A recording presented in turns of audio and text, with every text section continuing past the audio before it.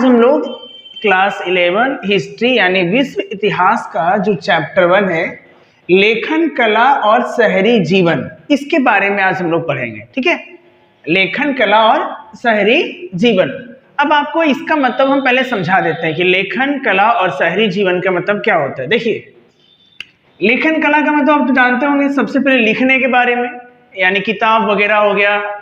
किताब से भी और पहले चलते हैं, अक्षर का ज्ञान, यानी सबसे पहले अक्षर का खोज कौन किया था, सबसे पहले अक्षर का इस्तेमाल कौन किया था, जिसको इंग्लिश में कहते हैं लेटर। तो ये ज्ञान जो है ना, वो सबसे पहले मेसोपोटामिया के सभ्यता के लोगों को आया था। किनको आया था? मेसोपोटामिया के सभ्यता के लोगों को।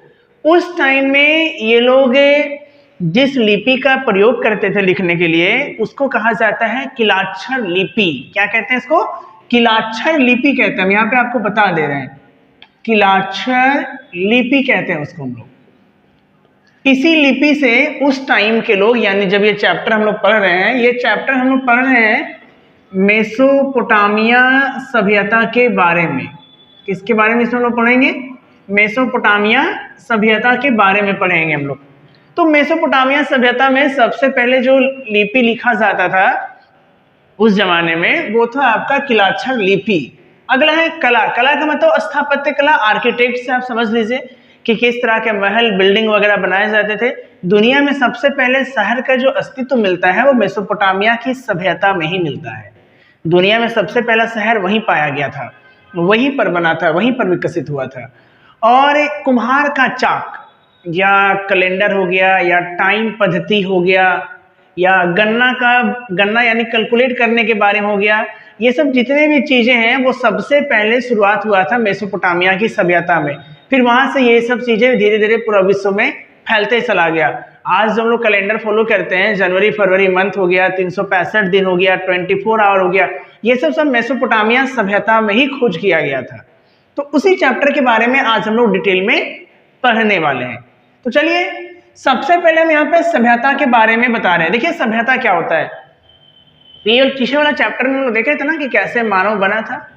अब यहाँ हम लोग देखेंगे कि जब मानव के पास अपना बुद्धि आ गया, जिसको कहते हैं होमोसेपियंस, जो अपने दिमाग का इस्तेमाल कर सकता था। तो जब मानव के पास अपना बुद्धि आ गया तो मानव खेती करना सीख गया। नदी के किनारे शुरुआत में वो लोग रहा करता था। जितने भी शुरू में मानव बस्तियां मिलेंगे वो नदी के किनारे ही मिलेंगे। नदी के किनारे क्यों बसता था? वो इसलिए बसता था ताकि पानी का अच्छे से जुगाड़ हो जाए, खाने का जुगाड़ हो जाए, मिट्टी मिल जाए। नदी के किनारे जानवर पालन आसानी से हो सकता है, मछली का पालन आसानी से हो सकता है।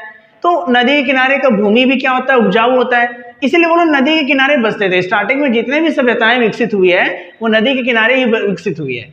तो जब मानव अपने बुद्धि को पूरे तरीके से प्रयोग करने लगा, खेती करने लगा, जानवर पालन करने लगा, अपने लिए घर बनाने लगा, तो उसको हम लोग कहते हैं सभ्यता। क्या कहते हैं उसको? सभ्यता।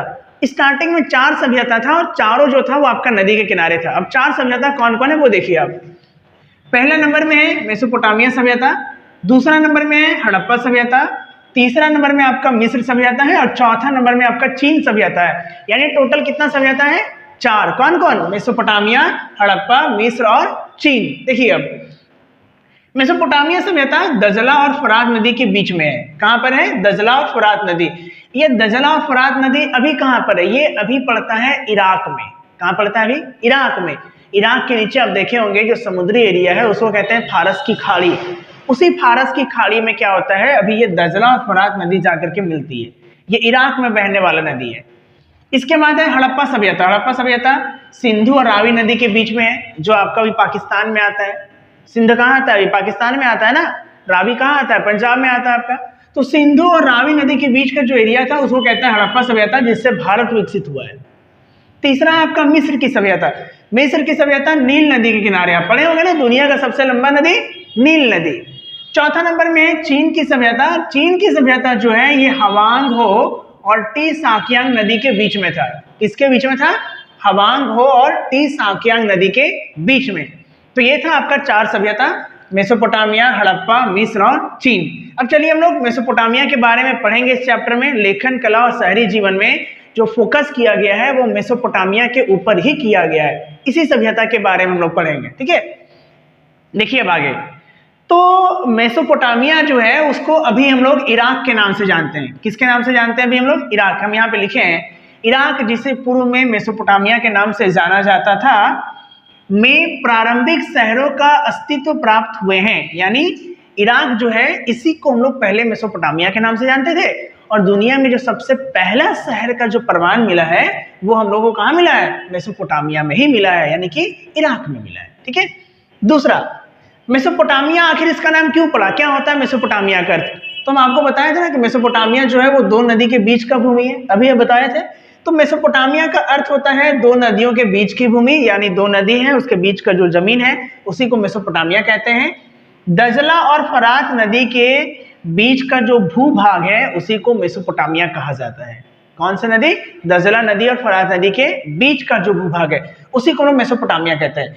ये दोनों नदियां फारस की खाड़ी में गिरती है। फारस का खाड़ी कहाँ है? इराक के नीचे जो समुद्री एरिया है ना, उसी को फारस की खाड़ी कहते हैं। ठीक है। आगे हम लिखे हैं कि इन दोनों नदियों के पास ही विश्व का प्राचीनतम मेसोपोटामिया सभ्यता अस्तित्व में आई, और विश्व का सबसे पहला शहर जो था वो भी आपको यहीं पर देखने को मिलेगा, इसी सभ्यता में देखने को मिलेगा।